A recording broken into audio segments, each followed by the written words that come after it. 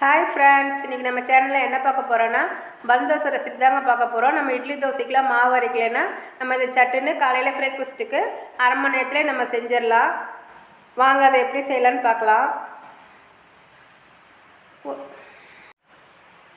1/4 kilo பாசிப்பருப்பு எடுத்துக்கலாங்க. எடுத்து ஒரு 10 நிமிஷம் ஊற வச்சுட்டு நம்ம நல்லா கழுவி எடுத்துகிட்டு வந்திருக்கேன். இதை நம்ம மிக்ஸி ஜாரில் சேர்த்திக்கலாம்.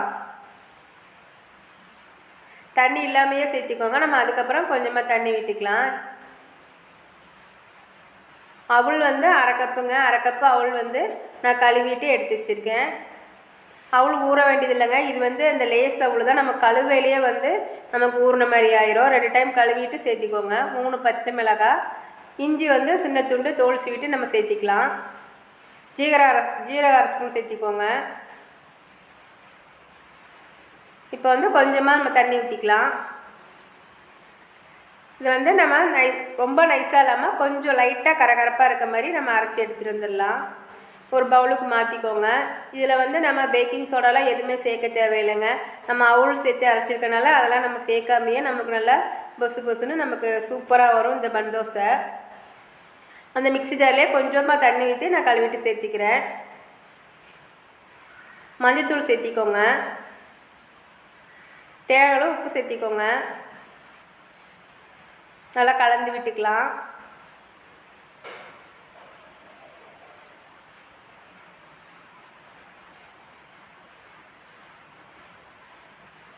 இந்த பன் தோசை நமக்கு அரை மணி நேரம் இருந்தாலே போதுங்க. நமக்கு சீக்கிரமாக ரெடி ஆயிரும். இப்போ இதை மூடி போட்டு வச்சு நம்ம வெங்காயம்லாம் கட் பண்ணி எடுத்துக்கலாம். வெங்காயம் நான் தக்காளி சட்னிக்கு பெரிய பெரிய சைஸாக கட் பண்ணி வச்சுருக்கேங்க.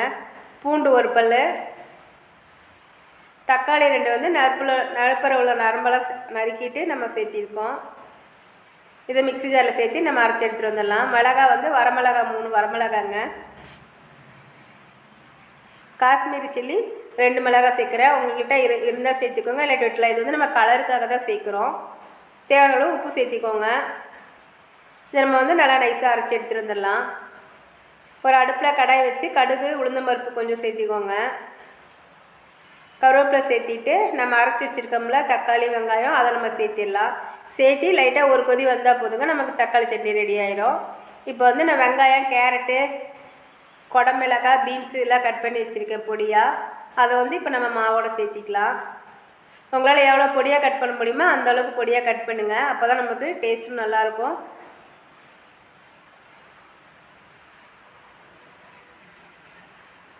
நல்லா சேர்த்துட்டு நல்லா கலந்து விட்டுக்கோங்க. பாருங்கள், பார்க்கவே கலர்ஃபுல்லாக இருக்குது. நீங்கள் விருப்பப்பட்டால் தக்காளி கூட சின்ன சின்னதாக சேர்த்திக்கலாம் நறுக்கிட்டு. கருவேப்பிலை சேர்த்திக்கோங்க. கொத்தமல்லி தலையும் சின்ன சின்னதாக கட் பண்ணிவிட்டு சேர்த்திக்கோங்க. எங்கிட்ட கொத்தமல்லி தலை இல்லைங்க, அதனால் கொத்தமல்லி தலை சேர்க்கலை. ஒரு ஆப்பக்கடாயை அடுப்பில் வச்சுட்டு கொஞ்சமாக எண்ணெய் விட்டுக்கோங்க. விட்டுட்டு நம்ம கலந்து வச்சுருக்கோம்ல அந்த மாவு எடுத்து ஊற்றிக்கலாம். நான் சின்ன கரண்டி இருக்கலாம்னா எனக்கு 3 கரண்டி தேவைப்படுதுங்க. உங்கள் கரண்டிக்கு தகுந்த மாதிரி ஊற்றிக்கோங்க. இந்த மாதிரி ஊற்றிட்டு ரொம்ப தேய்க்காதீங்க. எண்ணெய் ஊற்றிட்டு நம்ம மூடி வச்சுக்கலாம். அடுப்பு சிம்மிலே இருக்கட்டுங்க. அப்போ தான் நமக்கு உள்ளே நல்லா வெந்து வரும். பாருங்கள், இப்போ எனக்கு ஒரு டைம் ஒரு பக்கம் வெந்துருச்சு. நான் திருப்பி போட்டுக்கிறேன். நம்ம பன் தோசை பாருங்கள் சூப்பராக ரெடி ஆயிடுச்சு. நமக்கு ஆப்பக்கடை இல்லைன்னா தோசைக்கல்லில் கூட நம்ம ஊற்றிக்கலாங்க. கொஞ்சமாக எண்ணெய் விட்டுட்டு மாவு எடுத்து ஒரு 3 கரண்டி விட்டுக்கோங்க. நமக்கு தேய்க்கக்கூடாதுங்க. ரொம்ப நம்ம தேய்ச்சோம்னா நமக்கு தோசை மாதிரி ஆயிரும். தேய்க்காமல் அப்படியே விட்டுட்டு கொஞ்சமாக எண்ணெய் விட்டு மூடி வச்சுருக்கோங்க. இதுலேயும் நமக்கு நல்லா பன் தோசை நல்லா உப்பலாக தாங்க நல்லா வரும்.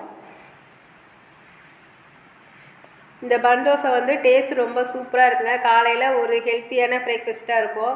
நம்ம இட்லிக்கெலாம் மாவு ஊற வைக்கலாம் மறந்துட்டோம் அப்படின்னா நம்ம எந்திரிச்சது ஊற வச்சோம்னா 10 நிமிஷத்தில் உங்களுக்கு பருப்பு ஊறிடுங்க. நமக்கு சீக்கிரமாக அரை மணி நேரத்தில் நம்ம செஞ்சிடலாம். குழந்தைங்கலேருந்து பெரியவங்க வரைக்கும் எல்லாருமே நல்லா விரும்பி சாப்பிடுவாங்க. கண்டிப்பாக இந்த ரெசிபி ட்ரை பண்ணி பாருங்கள். இது தக்காளி சட்னி, தேங்காய் சட்னி 2 கூடமே டேஸ்ட் ரொம்ப சூப்பராக இருக்குங்க. இந்த மாதிரி நடுப்புலலாம் நம்ம ஒரு ஹோல் போட்டு விட்டுட்டோம்னா நமக்கு உள்ள மாவுலாம் இருக்காதுங்க, நல்லா நமக்கு வெந்து வரும். நம்ம பன் தோசை சூப்பராக ரெடி ஆயிடுச்சு. எங்கள் ரெசிபிலாம் உங்களுக்கு பிடிச்சிருந்தா லைக் பண்ணுங்கள், ஷேர் பண்ணுங்கள், கமெண்ட் பண்ணுங்கள். எங்கள் சேனலுக்கு சப்ஸ்கிரைப் பண்ணுங்கள் ஃப்ரெண்ட்ஸ். பாய்.